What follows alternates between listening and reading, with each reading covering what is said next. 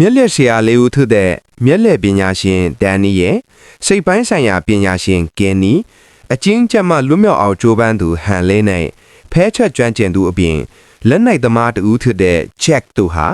နယူးယောက်မြို့ရှိတိုက်ခန်းတစ်ခုကိုလာရောက်ဖို့ဖိတ်ခေါ်ထားတဲ့တာရော့ကပ်ပြားတစ်ခုစီကိုအသီးသီးလက်ခံရရှိခဲ့ကြပါတယ်။အဲ့ဒီတိုက်ခန်းမှာသူတို့ဟာအမီမတိအကျိုးဆောင်တဦးစီကနေ holographic ညွှန်ကြားချက်တွေကိုရှာဖွေတွေ့ရှိခဲ့ပါတယ်။တနစ်ကြာမှာတော့သူတို့ဟာအာမခံလုပ်ငန်းရှင်အာတာရဲ့ပန်ပိုးကူညီမှုနဲ့ The Four Hoffman ဆိုတဲ့အမည်နဲ့ Las Vegas မြို့မှာဖျော်ဖြေခဲ့ကြပါတယ်။သူတို့ရဲ့ဖျော်ဖြေပွဲဟာပရိသတ်ထဲကလူတဦးကို Paris မြို့ရှိဘန်တစ်ခုတည်းကိုပို့ဆောင်ပေးလိုက်ပြီးခိုးယူလာတဲ့ယူရိုငွေတွေကိုပရိသတ်တွေအပေါ်ကျဲချပေးလိုက်တဲ့ပြကွက်နဲ့အဆုံးသတ်ခဲ့ပါတယ်။တကယ်ပဲအဲ့ဒီဘန်ထဲမှာငွေတွေမရှိတော့တာကိုတွေးရှိရတဲ့အခါ FBI နဲ့ Interpol တို့က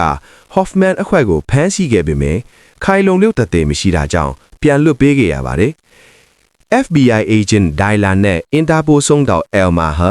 မျက်လက်ပညာရှင်တွေရဲ့အသက်မွေးဝမ်းကြောင်းအလုပ်ကိုဖျက်ဆီးခဲ့တာကြောင့်နမဲဆိုးနဲ့ကြော်ကြားလဲမျက်လက်ဖော်ထုတ်သူ Bradley နဲ့တိုင်ပင်ဆွေးနွေးခဲ့ကြပါတယ်။ Bradley က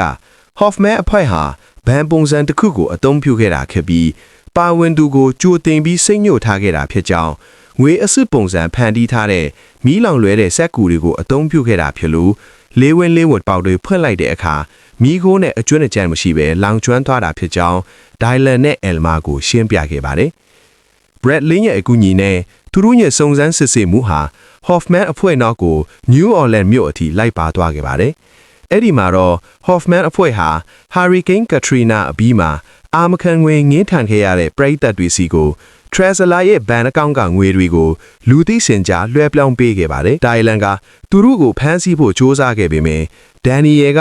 သူကိုယ်တိုင်မှတက်ထားတဲ့ခြေရာခံဆက်ကို Dylan ရဲ့အိတ်ကတ်ထဲထိတ်လိုက်နိုင်တာကြောင့်ရှုံးနိမ်သွားခဲ့ပါတယ်။မိမိရဲ့ငွေတွေဆုံးရှုံးသွားတာကြောင့်ဒေါသထွက်နေတဲ့ Trezor ဟာ Four Hoffman အဖွဲ့ကိုအဆက်ခွဲဖို့ Bradley ကိုငှားရမ်းခဲ့ပါတယ်။ Emma ကဒီအဖွဲ့ဟာဖိနိခန်တွေကိုကူညီပေးတဲ့ Midlet ဆရာတွေရဲ့ Shootward အဖွဲ့အစည်းတအိုင်းနဲ့ဆက်နွယ်နေတယ်လို့တန်တရားဝင်လာပြီးတတိယလူတစ်ယောက်ကသူ့ကိုကူညီနေတယ်လို့ယူဆခဲ့ပါတယ်။ နယူးယောက်မှာတော့ Hoffman အဖွဲ့ဝင်3ဦးဟာ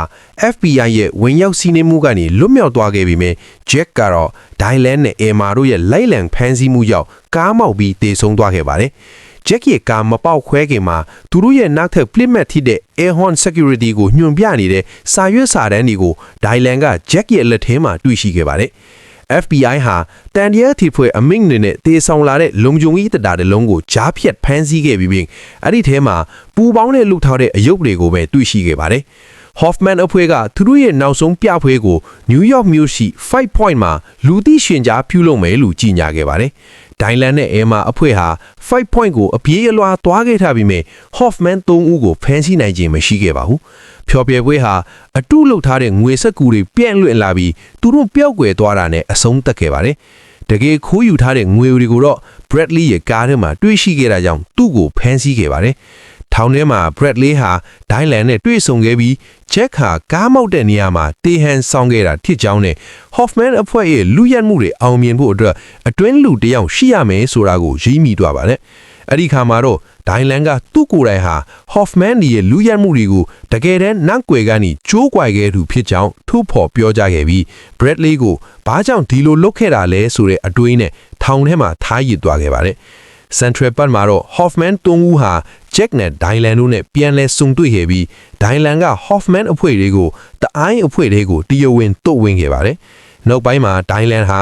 Emma နဲ့ Paris မြို့မှာတွေ့ဆုံပြီးသူ့ကိုယ်တိုင်ကြိုးကွယ်ခဲ့သူဖြစ်ကြောင်းအတည်ပြုခဲ့ပါတယ်။ဒီလူရမှုတွေဟာသူ့ဖခင်လီယိုနယ်တေဆုံးမှုအတွက်တာဝန်ရှိသူတွေကိုလက်စားချေတာဖြစ်ကြောင်းသူကရှင်းပြခဲ့ပါတယ်။လီယိုနယ်ဟာတချိန်ကနာမည်ကြီးမြစ်လက်ဆရာတူဖြစ်ခဲ့ပြီးBradley ရဲ့ဖော်ထုတ်မှုကြောင့်ဂုဏ်တိကထကျဆင်းခဲ့ရပါတယ်။ဒါကြောင့်သူဟာ Airhorn Company ထုတ်လုံခြုံရေးတပ်သားတစ်လုံးကိုအသုံးပြုပြီးအန်ဒီရများတဲ့လွတ်မြောက်ရေးမျက်လက်ပြကွက်တစ်ခုကိုစူးစမ်းခဲ့ရမှာတပ်တာချို့ယွင်းချက်ကြောင့်ရေးနစ်တေဆုံးခဲ့ရပါတယ်။သူ့ရဲ့အသက်အာမခံကိုလည်း Trezor ကညှင်းပယ်ခဲ့ပါတယ်။ Emma ဟာ Dylan ရဲ့အကြောင်းပြချက်အကုန်ကိုချင်းစာသွားခဲ့ပြီးသူ့ရဲ့လျှို့ဝှက်ချက်ကိုထိန်းသိမ်းပေးဖို့သဘောတူခဲ့ပါတယ်